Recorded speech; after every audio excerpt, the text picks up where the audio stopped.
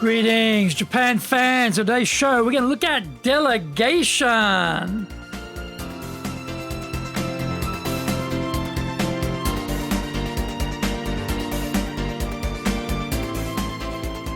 Maishu, arigatou gozaimasu, and welcome back to the 9th year of the Leadership Japan series. And I'm your host in Tokyo, Dr. Greg Story, your corporate coaching and training guy committed to your success, president of Dale Carnegie Training Tokyo, Japan, and the 3-time best-selling author of Japan Sales Mastery, Japan Business Mastery, and Japan Presentations Mastery. My new book in Japanese, Za Eigyo, is available on Amazon.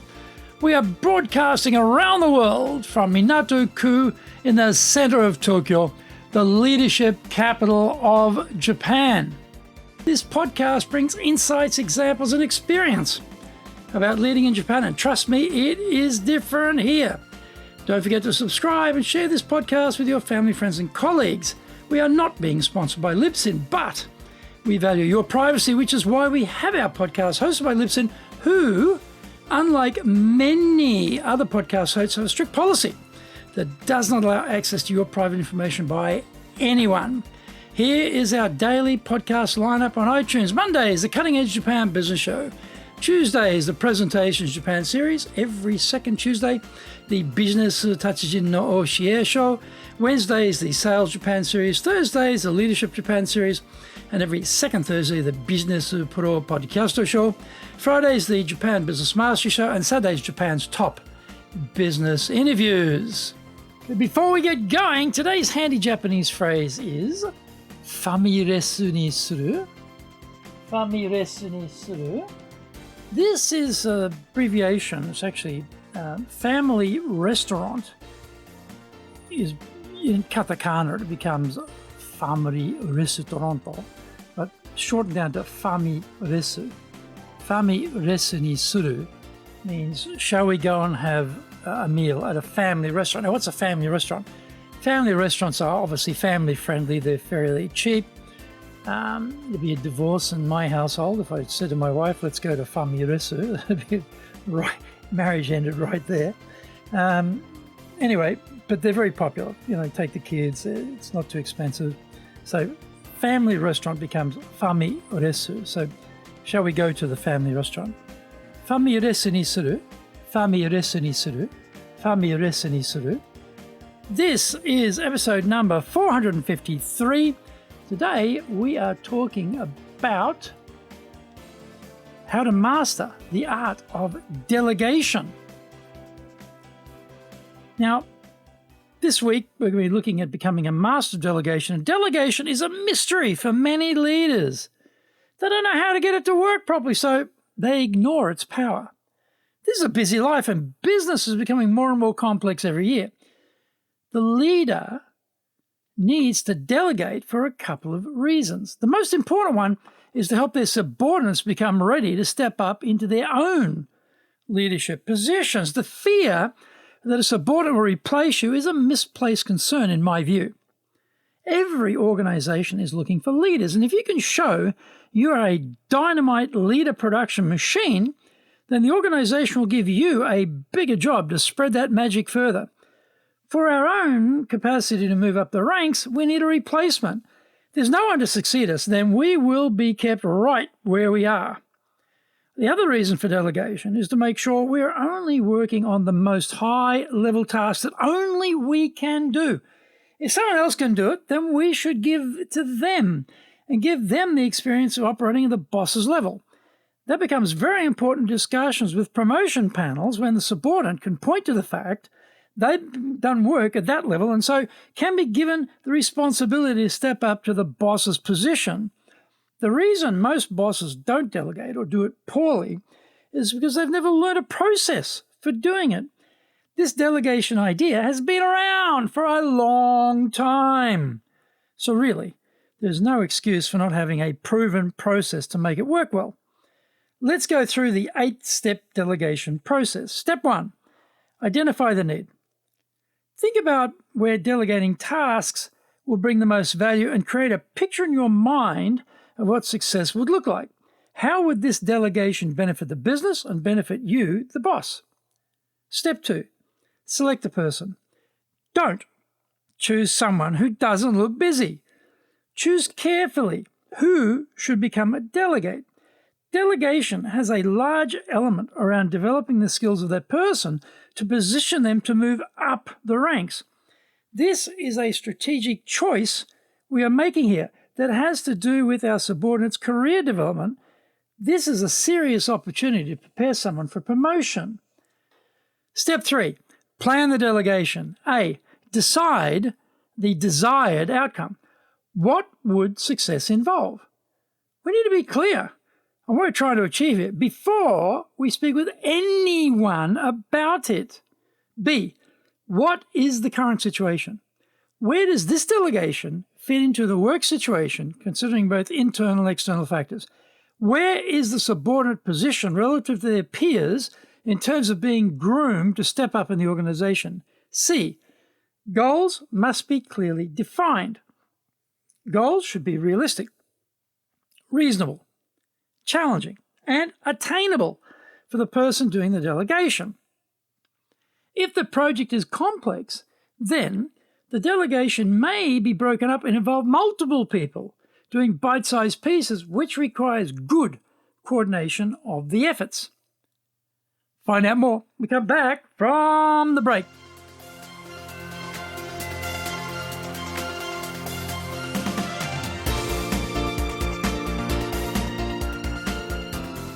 Our show today is brought to you by our public programs, but we also do custom-made in-house classes. Now, we do them in our super safe classroom, we do them live online, and we do them in Japanese, and we do them in English.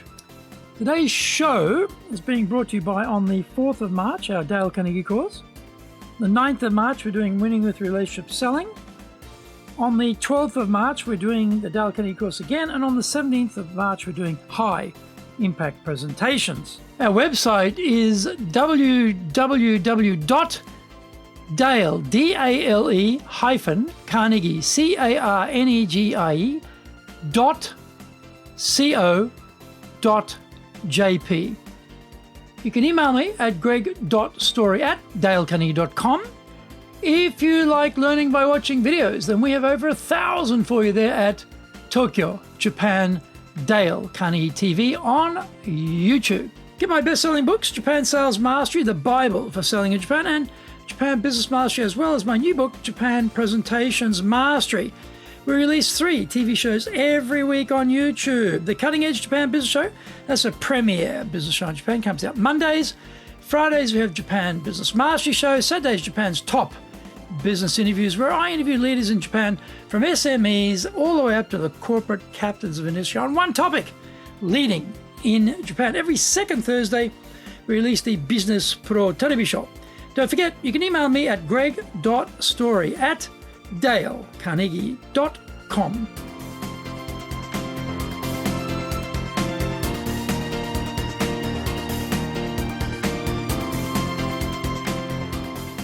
Welcome back. Step 4, hold a delegation meeting. Once we've done all this, then we are ready to start speaking to our subordinates about the task required. This is one of the key steps which a lot of leaders fail to do well. It is critical to explain to the delegatee what is in this delegation for them. They may see it as the boss just pushing their excess dull and boring work off onto them. As mentioned earlier, to get promoted in organizations, interview panels want to know what you have done. If you can point out you've been operating at the boss's level on some projects, that is a plus. And moving up the ranks, when we put the delegation in these terms, the subordinate can see the benefits to them. The results needed have to be clearly explained, as well as the task output quality and timelines. The delegate needs to have a clear picture of what success will look like. Step 5, create a plan of action. The temptation is for the boss to tell the delegate what to do in gory detail. We have to resist this temptation. This micromanagement won't create as much sense of ownership as having the delegate create the action plan. We want them to own the project, so let them design how to do it. Step 6, review the plan. We don't have to accept their ideas if we think they're unrealistic or ineffective. We need to have a discussion about what makes the most sense. We can collaborate on the solution. With the delegatee, go through the plan and amend where required and agree on the steps required. Step 7, implement the plan. Once the plan has been agreed, then it is time to get to work on making it a reality. Let them get on with it. Step 8, follow up. This is another critical stage in the delegation process. We don't want to abandon the delegatee until the end and then find out they've taken the project in the wrong direction. We shouldn't be micromanaging them either. So there's a balance to be found. We check in from time to time for an update on progress and the methodology they are using. Having a plan of action like this will make the whole delegation process proceed more smoothly and effectively. Don't use trial and error. That just wastes valuable time. Instead, use this proven methodology and enjoy the benefits of delegating immediately.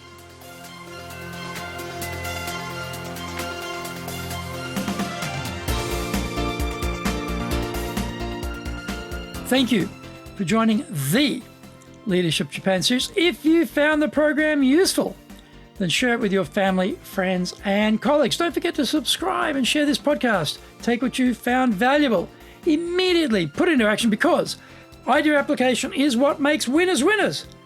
Be one of them. Remember, I'm your corporate coaching and training guy in your corner, committed to your success here in Nippon.